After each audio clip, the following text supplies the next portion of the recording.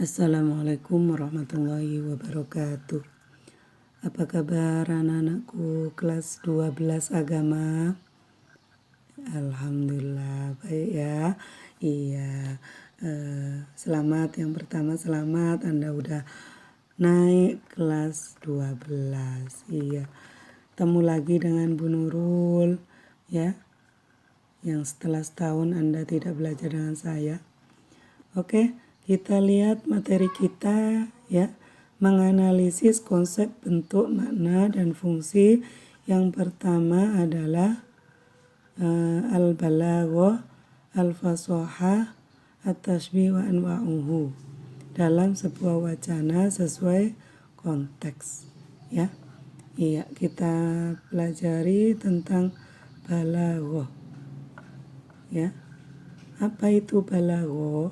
Ya, balaghah adalah, di sini kita bisa lihat, balaghah merupakan sebuah disiplin ilmu yang berkaitan dengan masalah kalimat, yaitu mengenai susunannya, maknanya, pengaruh jiwanya. Jadi kalimat itu ada pengaruhnya, keindahan dan kejelian pemilihan kata atau diksi yang sesuai dengan tuntutan ya. Nah, ini kajian yang difahami dalam balaghah, ilmu balaghah, yaitu ada ilmu bayan, ada ini secara etimologi. Ilmu bayan itu kajiannya tentang tasbih, majaz, dan kinayah ya. Kemudian ilmu ma'ani tentang maknanya dari segi makna, pengajiannya dari segi makna. Kemudian ilmu badi ya, dalam segi keindahannya. Di balaghah yaitu tasbih atau penyerupaan ya, bagaikan. Nah, di sini contohnya al ilmu kan nuri fil hidayah, ya kan? Ilmu itu seperti cahaya. Wow, gitu kan? Ilmu seperti cahaya. Dalam hal apa? Dalam memberi petunjuk, ya kan? Fil hidayah. Jadi kadang-kadang disebut al ilmu kan nur. Oh iya, ilmu itu selalu bersinar seperti cahaya dalam artian memberi petunjuk.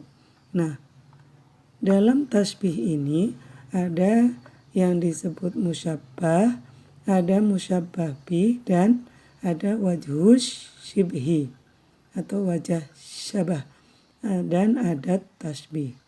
Nah, ini dalam tasbih ada rukunnya, pembagian tasbih dan tujuan dari tasbih ya. Jadi al ilmu sebagai musyabbah, an-nur musyabbah bih, fil hidayah ya, wajhus syibih, dan kanya itu sebagai adatut tasbih. Nah, pembagiannya yang pertama rukun ya. Rukun tasbih ada 4. Ada musyabbah, musyabbah bih, dan wajhus syibhi ya, sisi persamaannya, dan adatut tasbih. Di atas tadi udah dijelaskan ya. Ini juga ada lagi penjelasannya, bisa dibaca sendiri. Oke, boleh nanti di-cut gitu ya kalau nonton, kalau perlu kurang paham gitu ya. Kemudian pembagian tasbih ya. Pembagian tasbih itu ada tasbih tamtsil ya, adalah tasbih yang wajah syabahnya diambil dari lafadz yang banyak. Ini ya pengertiannya, seperti menyerupakan bintang suraya, kumpulan beberapa bintang pada buruj sur, dengan sedompol buah anggur yang berbunga dengan wajah syabahnya, sama dalam keadaannya yang tampak ketika berkumpulnya benda putih yang bundar yang kecil ukurannya. Itu ya. Jadi penyamaan bintang suraya yang berkumpul disamakan dengan anggur. Anggur kan pasti berkumpul tuh buahnya, ya kan? Nah, seperti itu. Kemudian yang kedua tasbih ghairu tamtsil. Tasbih yang wajah syabahnya tidak diambil dari lafadz yang banyak. Ya. Nah, ini bisa dibaca.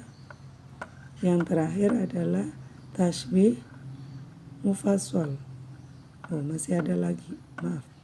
Tasbih mufassal, tasbih yang wajah syabahnya disebutkan seperti ucapan penyair. Nah, ini disebut wa taghruhu fi sofain wa admughi kallali. Ya, gigi serinya dan air mataku bagaikan mutiara dalam hal sama jernihnya. Ini disebut, ya. Dengan sisinya apa? Sama jernihnya. Itu mufassal. Kemudian tasbih mujmal. Tasbih mujmal yaitu tasbih yang wajah syabahnya tidak disebutkan. An-nahwu fil kalam kal milhi fit ta'am.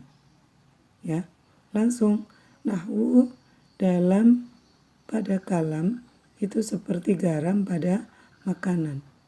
Karena dianggap udah jelas, oh garam dalam makanan gimana gitu. Orang pasti paham, maka tidak perlu disebutkan. Ini namanya tasbih mujmal. Ya. Kemudian tasbih muakkad. Kita percepat ya. Nanti bisa Anda nontonnya di cut-cut. Tasbih muakkad, tasbih yang ada tasbihnya dibuang. Tasbih yang ada tasbihnya dibuang. Nah, ini seperti huwa bahrun fil judi. Ya. Dia lautan. Dia itu lautan dalam kedermawanannya. Jadi di sini ada tasbihnya dibuang. Kalau biasanya kan huwa kal bahri, nah, seperti itu. Nah, tapi kalau ada tasbih muakkad tidak disebutkan adat tasbihnya. Kemudian tasbih mursal. Tasbih mursal, tasbih yang ada tasbihnya disebutkan. Jadi kebalikan dari muakkad. Muakkad kebalikan mursal. Dia itu bagaikan laut dalam kedermawanannya. Itu. Kemudian tujuan tasbih. Tujuan tasbih yang pertama menjelaskan kemungkinan wujudnya musyabbah. Ya, ini penjelasannya bisa dibaca sendiri. Kemudian yang kedua menjelaskan keadaan musyabbah. Menjelaskan keadaan musyabbah. Ya. Yang ketiga menjelaskan jumlah keadaan musyabbah. Yang keempat menetapkan keadaan musyabbah. Ya. Yang kelima menghiasi musyabbah. Yang keenam menghina juga bisa ya. Inilah penggunaan balaghah itu keindahannya. Bisa memuliakan, bisa menghina. Seperti itu. Ini referensi yang bisa dipakai.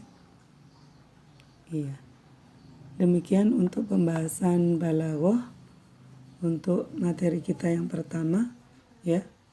Ada balaghah, bagaimana fashoha, kemudian pembagian balaghah serta tujuan balaghah. Oke anak-anakku sayang, selamat belajar.